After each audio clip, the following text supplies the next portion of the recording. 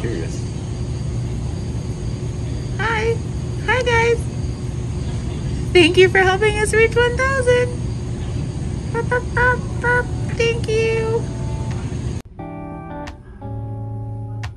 When my head is full of questions and the sky is full of rain, when I'm worrying about what I can't change, I take a look at my reflection and try to make a funny face, and for a second all my sorrows melt away. 'Cause if we just smile, we can forget all of our troubles for a while. We can just live inside this moment, you and I, get through the darkness knowing we'll find the light. If we just smile, if we just smile, yeah, if we just smile. Okay, so if you guys haven't noticed already, we are here at the Bronx Zoo. If you followed our travels before, you know that Brennan and I are very serious about the treatment of animals and how they're treated in certain spaces. And we went to the Elephant Jungle Sanctuary in Chiang Mai, so we learned a lot about how certain animals are treated in certain environments. What's the word? Environments, yes. Or in different countries, maybe. Environments, I guess. So we're here at the Bronx Zoo, and we're gonna walk around and let's see if we can really discover, I guess, the truth behind the Bronx Zoo, because they take pride in being one of the top zoos in America and being like a conservation space for animals. So all those good fun facts I'll put right here because I'm not Google, but it's all right here. So we're gonna look around and see what we think and see what we find. So and show you what I donated $15 for animal conservation in our tickets. I just want to put that in. There you go. So we're all about it. So there is an option for you to donate. That was perfect. Oh, Uncle's back, by the way. Yep. I'm back. But there is a part when you get your tickets, as you can see in the beginning, there's like a QR code and you kind of reserve your spot, but no one's really here. So come, scan, and reserve. But yeah, that's cool. They give you an option to donate to help, you know? So, all right, let's see what we can find and come to our own conclusion. No use in living in the past. Try to remember that. What I read, the reason the peacocks don't depart from their enclosure is because when they're trained and they feel comfortable in their homes, they basically stay put where they are. Oh, wow. So we were wondering why they weren't leaving their little area. Thank goodness for Google. Yes. See? One thing you will know about this channel is we don't perceive to have all of the information already in our head. We look up this information so you don't have to. All right, so everyone went to the bathroom and now we are going to continue to walk around and see what we find. I'm really excited. No, no, no. He doesn't have it over his nose. We can take tomorrow on with style. If we just smile, we can forget all of our troubles for a while. Yeah, we can just live inside this moment, you and I, get through the darkness knowing we'll find out. So, the monkey house is closed. They moved them to a different part of the park. So, oh, do you hear that? Do you hear that? I hear seals. So, I'm thinking they're coming up. So I think that's what we're gonna see first or next, because the peacocks were first, right? So as you guys could see from the plaque, the Bronx Zoo really does take pride in being a conservation site for these animals and helping animals that are extinct to continue to breed in a safe place, so that we can enjoy these beautiful creatures and not see them go extinct from climate change or the wild or whatever you believe in. So, but all right, let's see. I think I see some seals.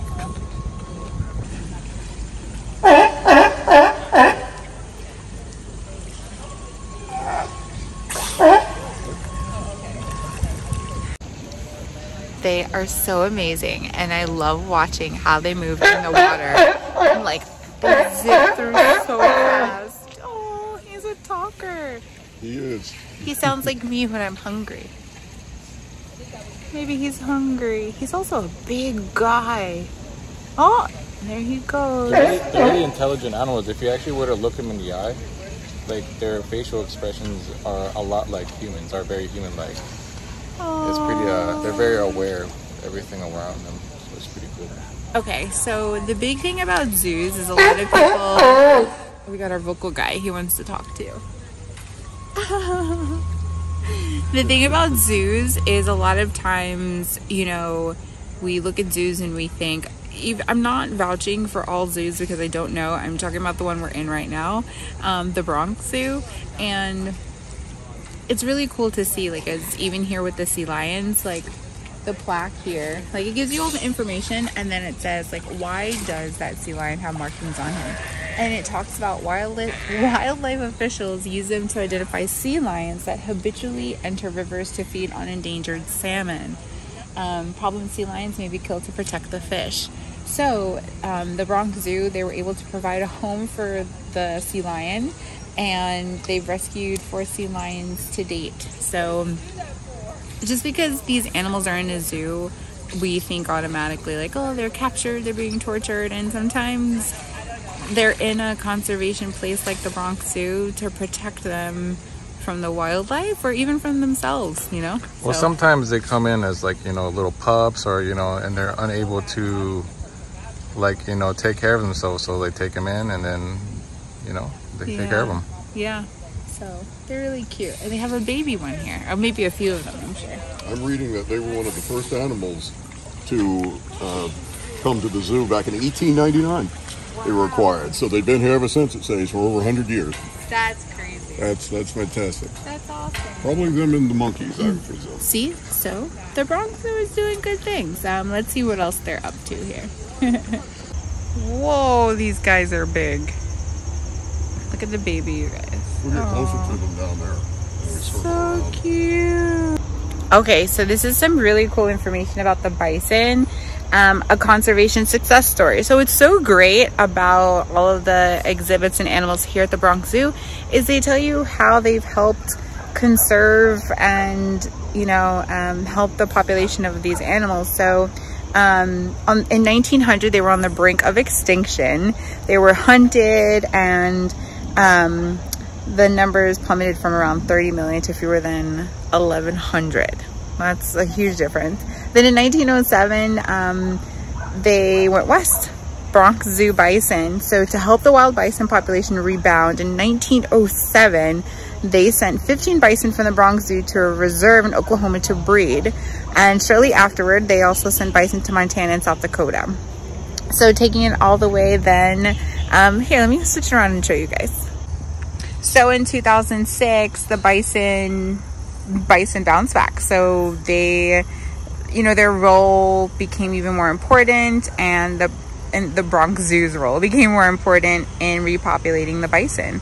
So it's really cool. And then 2016, meet an icon, the American bison. So thanks to campaign efforts by WCS and the American Bison Coalition, on May 9th, 2016, a new law was enacted making the bison the official U.S. national mammal. There we go. Walking by, and look who's chilling in the mud. Wow, his head is huge. Yeah, he's a monster. Gosh. There they are. What an easy life they have, right? What an easy life they have, because look, they just stand there all day, eat grass, poop, eat. And they're more muscular than half of America. All of us. Even the babies. So crazy. Half of them are sleeping. Must be nice.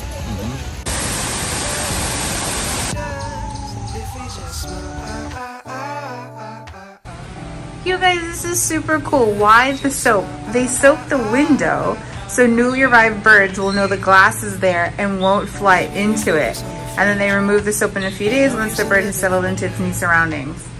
So cool. Oh my gosh, there he is. Wow. Oh man. Is that like a toucan or something? Yeah, yes, yes. Toucan Sam. Wow. Cause if we just smile, we can forget all of our troubles for a while. We can just live inside this moment. You and I get through the darkness, knowing we'll find the light. If we just smile, if we just smile when the sky is falling, smile when the love comes calling. We can take. So what I think is always so amazing is we like to kind of advocate for things, but we don't like to reflect and think about what we can do ourselves to help improve the environment and wildlife and things. So be a smart shopper and help wildlife. Avoid items containing non-sustainable palm oil, and demand for palm oil leads to rainforest destruction. So 50% of packaged goods in supermarkets contain palm oil, and it's in everything from baked goods to cleaning products. So if you followed our other vlogs, especially in Thailand, like we're known to read labels, but I honestly had no idea about the palm oil. So, you know, we talk about all these things like zoos and all that, and yeah, even though it's important to advocate for animals, we also have to think about what we can do to help also. So, palm oil is a no-no. So by not consuming palm oil, you help by not. Oh, there's a little friend right there. Yeah. So what they do is they chop down all the trees and all the wildlife. I'm not sorry, my mask was on. So they chop down all the trees and wildlife to make way for palm oil farms, and that's what they do. And then animals like that lose their homes, you know, so it's pretty crazy. Yeah, we just do what we can, you know? Yeah, yeah. Not saying we're all perfect, but do something. Right. Do a little bit. Or at least educate yourself on what we can do, you know? All right, let's see what else we can find. Yeah, if we just smile, maybe we focus on the future. No, I was just gonna say we're about to leave because we missed the tiger, and out she came. Wow. Is she a tiger, Marky? Is she a tiger? So beautiful.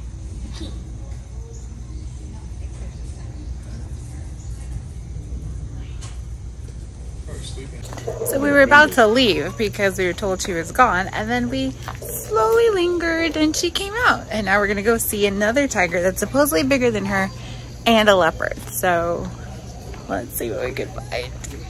I'm so excited. remember that the bad times never last.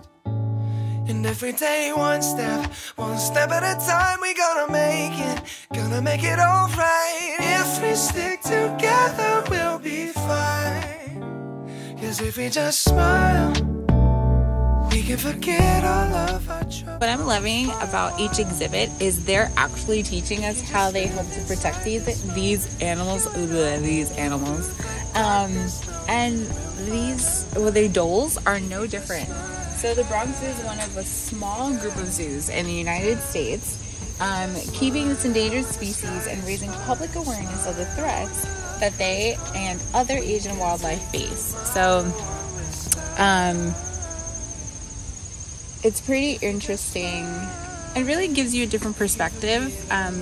You know, a lot of times when you think of a zoo, you automatically think of negative. So far, the truth about the Bronx Zoo and them really supporting conservation and the aid in helping these animals to become less endangered so we can enjoy them longer, it's turning out to be pretty true from what we see so far. So it's really interesting.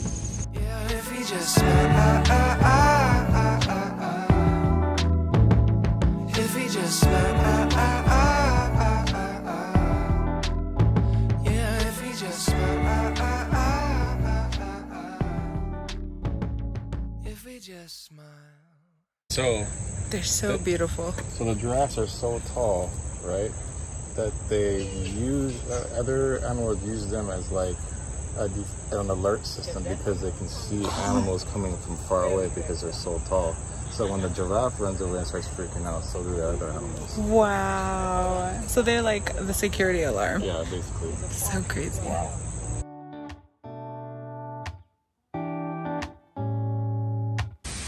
When my head is Walking into the and the abyss. sky is full of rain.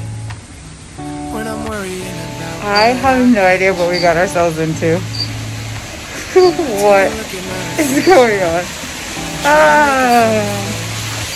and for a second all my sorrows melt away. As if we just smile, we can forget all of our troubles for a while. We can just live inside this moment. You and I get through the darkness, knowing we'll find the light. If we just smile, if we just smile, yeah, if we just smile, maybe we focus on the future. No use in living in the past. Oh. Whoa. Chimpanzees. Hands, right? This It looks like my hands. Look at that. is a person in a costume. There's no way this monkey, where is it? I'm trying to point at you guys. You guys, that's a human. He's definitely in a costume. There's no way.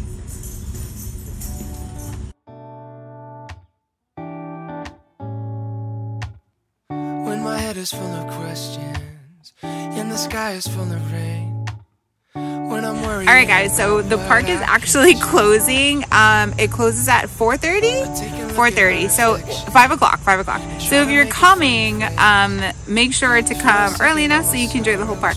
We didn't get a chance to see the butterfly garden, the reptiles we didn't see, and we didn't see any lions or anything. So I think we kind of skipped the whole other part of Asia, so like India.